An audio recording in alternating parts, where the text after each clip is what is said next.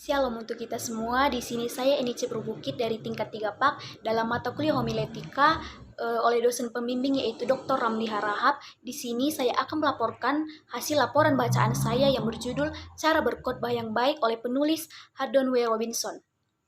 Pertama kita masuk ke dalam langkah dari teks menuju khotbah. Dalam buku ini dijelaskan bahwa khotbah ekspositori terdiri dari gagasan yang diambil dari Alkitab dan dikaitkan dengan kehidupan kita. Seorang ekspositori menyusun pengetahuan dari Alkitab karena Tuhan menyatakan dirinya dalam sejarah kepada bangsa-bangsa melalui bahasa dan budaya yang berkembang di tengah kita saat ini. Di sini juga bahwa dikatakan peran khotbah ekspositori ini tidak hanya menjawab pertanyaan dari bapak-bapak, tetapi juga menjawab pertanyaan dari anak-anak untuk menggumuli yang menjadi pertanyaan zamannya agar menjadi terang kekal kebenaran Allah. Dan di sini juga dijelaskan bahwa seorang ekspositor harus memiliki dunia khusus yang menjadi miliknya karena di beberapa kota dan negara asumsi berbeda-beda. Dan di sini dalam mengerjakan semua khotbah ini, ekspositor tidak membuat Alkitab relevan dan seolah-olah ia sedang menggambarkan ilustrasi yang cocok dari cerita kuno. Tetapi di sini ekspositor harus mempelajari pendengarnya sebaik ia mempelajari Alkitabnya seperti Tuhan menghadapkan kita dengan kehidupan di zaman kita sekarang. Kita masuk yang kedua yaitu masukkan ide eksegesis pada 3 pertanyaan-pertanyaan pengembang.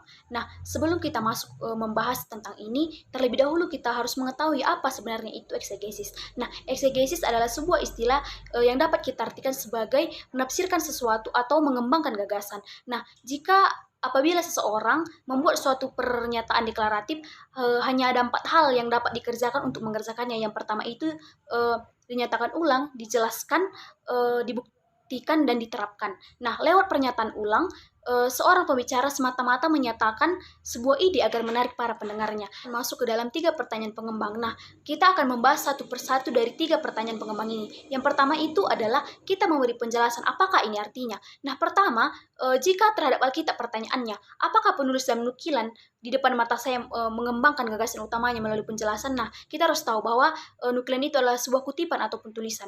Dan ketika Paulus menulis surat kepada jemaat di Korintus, ia menjelaskan bagaimana karunia-karunia itu dinyatakan, bukan untuk perpecahan tetapi untuk kesatuan jemaat itu. Nah, yang kedua itu pertanyaan pengembang. Apa ini artinya?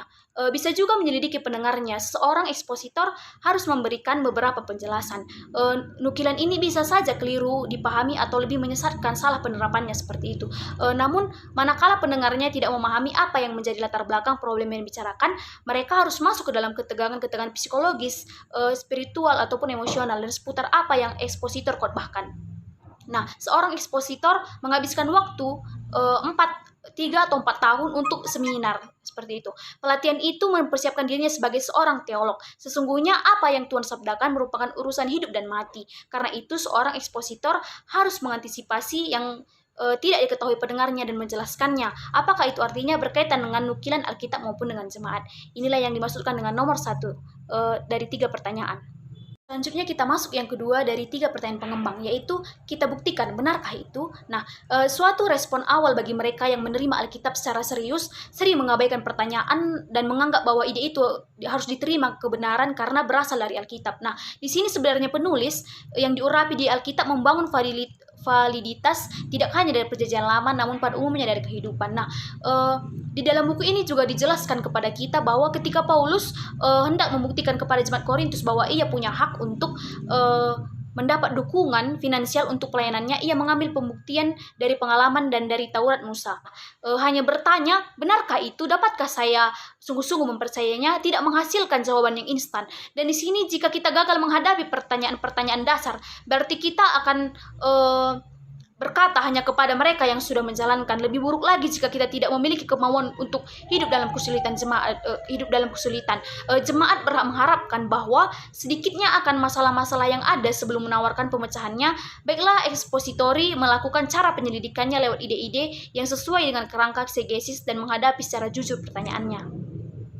Yang ketiga ataupun yang terakhir dari 3 pertanyaan pengembang, kita terapkan apa bedanya. Di sini menjelaskan kebenaran suatu nukilan merupakan hal yang penting, tetapi tidak berhenti hingga ia menghubungkan nukilan itu dengan pengalaman para pendengarnya. Di sini juga jelas dikatakan kepada kita bahwa agar dapat menerapkan nukilan yang akurat, kita harus menentukan situasi sebenarnya kepada pendengar mula-mula, dan kemudian menyelami apa yang dialami dan tidak dialami masyarakat modern, sehingga dekat hubungan antara orang modern dan orang di Alkitab.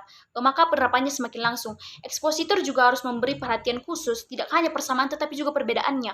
Menerapkan teks yang diambil dari Perjanjian Lama bagi para pendengar sekarang jelas akan mengharuskan banyak problem. Nah, di sini juga bagaimana kita menjawab, mau apa, perbedaan apa yang dibuatnya. Pertama, penerapan haruslah berasal dari tujuan teologis penulis Alkitab. Kita tak akan dapat memahami atau menerapkan sebuah nukilan tunggal baik yang ada Perjanjian Lama maupun Perjanjian Baru sebelum kita mempelajari konteksnya. Di sini Allah menyatakan dirinya dalam Alkitab. Jadi Alkitab adalah sebuah buku tentang Allah. Mencari visi Allah dalam sebuah nukilan tidak hanya penting, tetapi perlu melihat faktor manusia. Faktor manusia yaitu kondisi bahwa kaum perempuan dan laki-laki saat ini memiliki kesamaan dengan tokoh Alkitab, baik perempuan maupun laki-laki. Nah, supaya efektif, khotbah-khotbah mengaitkan kebenaran Alkitabiah dengan kehidupan kita. Inilah laporan bacaan yang saya paparkan. Kiranya laporan bacaan ini bisa menjadi penuntun untuk kita agar menjadi seorang pengkhotbah yang baik. Terima kasih. Shalom.